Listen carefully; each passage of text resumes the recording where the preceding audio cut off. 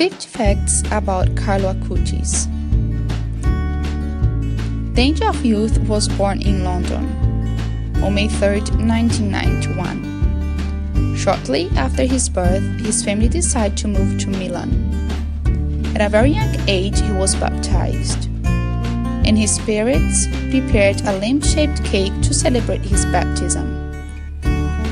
Carlo was always a very cheerful boy, and he captivated everyone with his way of being. When a little child treated him in a bad way, he thought that the Lord would not be happy if he reacted violently. At the age of 7, he received the first Holy Communion, and for that he needed a special authorization. After this great encounter with Jesus, he did not let anything stop his journey of faith. From there, he attended Holy Mass every day. Carlo enjoyed riding his bike around the neighborhood and always stopped to talk to the building's doorman. In addition to bike rides, he loved to walk his dog. Another very interesting fact is that Carlo always took food to a homeless person near his home. Once, he even gave a sleeping bag to an elderly man who slept in a cardboard box. He felt uncomfortable when he received unnecessary things. Once, he was very uncomfortable when his mother bought him a pair of shoes because he saw that he didn't need it. Carlo used to confess once a week. He said that it is necessary to motivate the will, having as the only request to God in prayer the will to be a saint, to be holy. He created a website talking about the Eucharist miracles approved by the Church in the world. He tried to use his gift to evangelize and to help his friends. His friends and people graduated on computer engineering considered him a genius. He used to read in computer engineering texts. Carlo prayed the rosary every day. He had Our Lady as the only woman in his life, and he had a very special affection for the apparition of Our Lady in Fatima.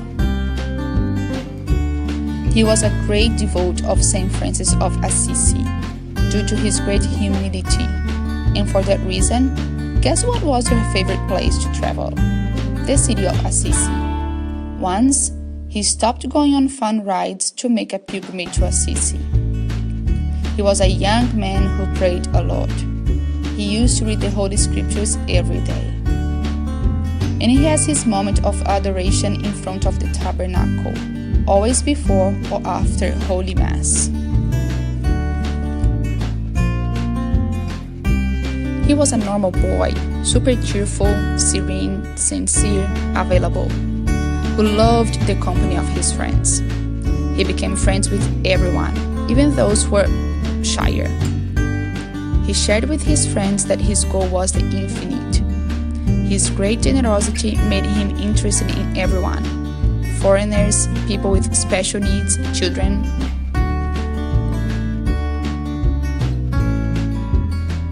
Carlo said that the Eucharist was his highway to heaven.